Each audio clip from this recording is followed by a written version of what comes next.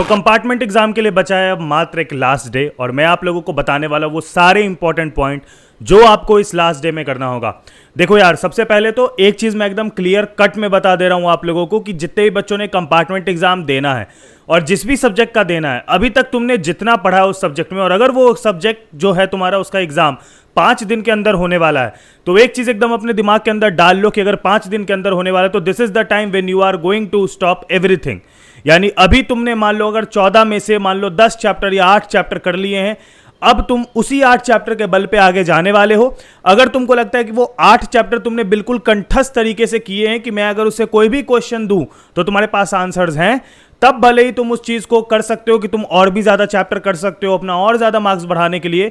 लेकिन अगर तुमको ये कॉन्फिडेंस नहीं है कि उन 8 चैप्टर से अगर मैं तुमसे कोई भी क्वेश्चन कर दूं तो तुमसे कोई भी ना बने, अगर तुम्हें ऐसा लगता है कि तुमने बस उसके वीडियोस और नोट्स कर लिए और कुछ नहीं किया है, तो this is the time when you have to stop everything और जितने चैप्टर तुमने पढ़े हैं उसके प्रीवियस ईयर क्वेश्चन और उसके बेसिस पे जितने भी क्वेश्चन तुम्हारे एक्सपेक्टेड हो सकते हैं, तुम उन सभी को बनाओगे और तुम उन सभी पे काम करोगे। लास्ट डे की बात करें तो सिंपल सा एक सिंपल रूटीन होना चाहिए that this is the time when we have to solve all the previous year question and we have to do the revision।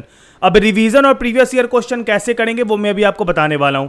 सबसे पहले बात कर लेते हैं रिवीजन के लिए। आप लोगों में से जितने भी बच्चों का एग्जाम है और आपने जितना भी पढ़ा है, this is the time when you have to start your revisions. अब रिवीजन्स कैसे करें भैया? देखो सिंपल है, हर चैप्टर की कोई एक ऐसी वीडियो ढूंढो जो कि तुमको सबसे कम लेंथ की दिख रही हो। जैसे अगर मैं बात करूं फिजिक्स की या केमिस्ट्री की या किसी थ्योरेटिकल सब्जेक्ट की, तो उसकी एक ऐसी वन शॉट उठा लो जो कि 1 घंटे से कम की है। अब तुमने जो भी नोट्स बनाए थे या फिर जो भी 1 पेज नोट्स या किसी भी तरीके से तुमने कहीं पर भी नोट डाउन किया था, उसको लेके बैठो, उस वीडियो को देखो और क्रॉस चेक करो कि तुमको वो चीज आती थी कि नहीं।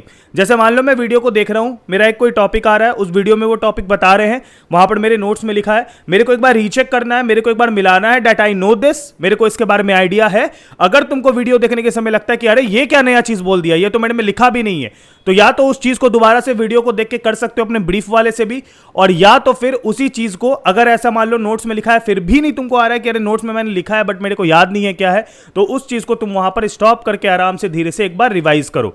तो जितने भी तुम्हारे टॉपिक्स हैं जो तुमने नोट डाउन करे हैं, जो तुमने नोट्स के फॉर्मेट में या किसी भी फॉर्मेट में नोट डाउन करे हैं, उन सभी टॉपिक्स को अभी तुम लोगों को क्या करना है कि प्रिपेयर करना है। यानी कि उन टॉपिक्स को देखे, वो वन शॉट वीडियो में देखे और उन सभी चीजों को हम लोग रिवाइज कर रहे हैं टॉपिक वाइज कि हाँ हमने ये पढ़ा था, इसमें ये पढ़ाया गया था, इसमें ये चीजें यूज हुई थी, ये वाला टर्म आया था, ये वाली थ्योरी थी। ठीक है, ये हो गया थ्योरेटिकल सब्जेक्ट के लिए। लेकिन वही अगर मैथ्स जैसे सब्जेक्ट को रिवाइज करने की बात है तो मैं ये लेके चल रहा हूं कि तुमने अगर मेरी वीडियो देखी थी तो उसमें मैंने बताया था मैथ्स बनाते वक्त हर एक्सरसाइज से उन क्वेश्चन को सर्कल कर लेना जिस क्वेश्चन को तुम एक बार में नहीं बना पा रहे हो। तो ऐसे जितने भी क्वेश्चन थे जिसको तुमने सर्कल करा था कि ये मेरे से एक बार में नहीं बना, उन सभी क्वेश्चंस को मात्र तुम अभी बनाओगे, उन सभी क्वेश्चन को मात्र तुम अभी प्रैक्टिस करोगे। अगर वो क्वेश्चन को नहीं वैसे नहीं करना चाहते हो तो तुम हर के topic wise previous year question कम से कम, जैसे मान लो एक चैप्टर के 10-15 बना लो जो आ रखे हैं प्रीवियस ईयर क्वेश्चंस, समझे? तो मैथ्स में जो रिवीजन होगा वो प्रीवियस ईयर क्वेश्चन और क्वेश्चन के बेसिस पे ही होगा। मान लो कोई ऐसा क्वेश्चन होता है जो अभी भी नहीं बन रहा है, जो नहीं समझ में आ रहा है, उसके पीछे का कंसेप्ट समझो, जाओ थोड़े इंटीरियर में, समझो कि तुमने क्या पढ़ा था और वापस से उस कंसेप्ट को रिवाइज करो जिस क्वेश्चन में तुमको लगता है श्योरिटी है कि ये तो आएगा ही आएगा। ऐसे बहुत सारे क्वेश्चन है। ठीक है, अब देखो रिवाइज करते वक्त जैसे भी रिवीजन कर रहे हो, इस रिवीजन को तुमको इस ब्रीफ में करना है जैसे कि तुम एक चैप्टर को दोबारा पढ़ रहे हो लेकिन कम टाइम में पढ़ रहे हो। जैसे पहले तुमने एक चैप्टर में मान लो 1 या 2 दिन दिए होंगे, अब तुमको उसी चैप्टर पे 4 से 5 घंटे देने हैं या 3 से 4 घंटे देने हैं, अकॉर्डिंग टू कि वो एग्जाम तुम्हारा कितने दिन में आ रहा है। ठीक है, तो उस हिसाब से तुम अपने टाइम को सर्कुलेट कर सकते हो। जितना भी टाइम, जितना भी दिन बचा उसे डिवीजन करके चैप्टर को उस हिसाब से डिवाइड कर सकते हो कि मेरे को 2 घंटे में करना है ये चैप्टर या 1 घंटे में करना है। वो टोटली डिपेंड करता है कि तुम पे कितना टाइम बचा हुआ है। ठीक है, अब रिवीजन के बाद जो बारी आती है वो आती है प्रैक्टिस की। ऑब्वियस सी बात है, जब आप रिवीजन थ्योरेटिकल सब्जेक्ट में करते हो तो आप अल्टीमेटली सिर्फ और सिर्फ थ्योरीज देखते हो, ये सारी चीजें देखते हो।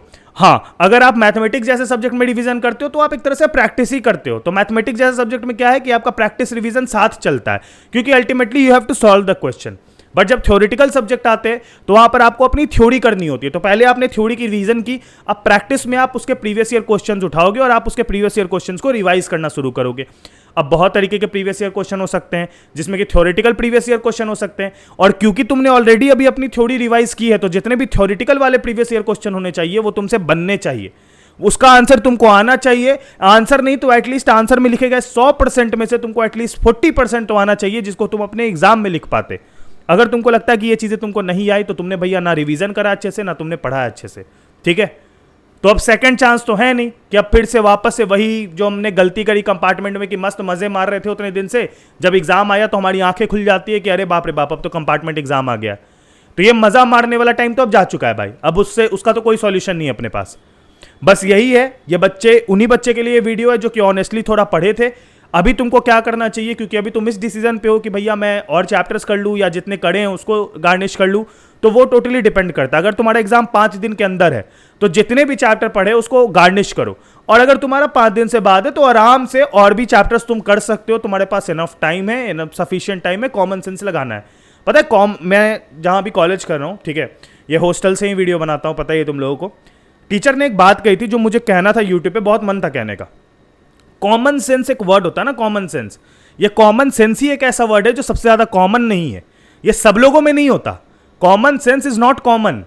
सबसे बड़ी बात मेरे को ये चीज बहुत बढ़िया लगी थी सुनने में, क्योंकि कॉमन सेंस कॉमन नहीं होता, ये चीज आपको समझनी चाहिए। कॉमन सेंस भी जो होता है वो बहुत पर्टिकुलर लोगों में होता है और उसको आपको यूज करना आना चाहिए, ठीक है।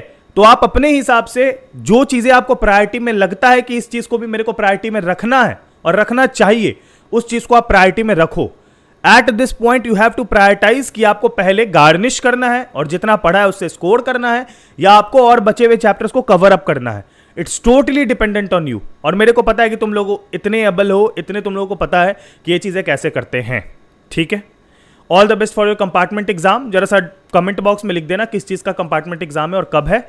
आप लोगों को हम लोग इसी तरीके से सपोर्ट करते रहेंगे। आप लोगों के लिए काफ़ी सारे वन शॉट हमने कंपार्टमेंट के डलवाए हैं, चैनल के वीडियो सेक्शन में जाके देख सकते हो। और चैनल को सब्सक्राइब करके बेल आइकन जरूर दबा देना सारे लेटेस्ट अपडेट के लिए। तब तक के लिए अपना ख्याल रखना। Bye, take care and peace. जय हिंद, वंदे मातरम।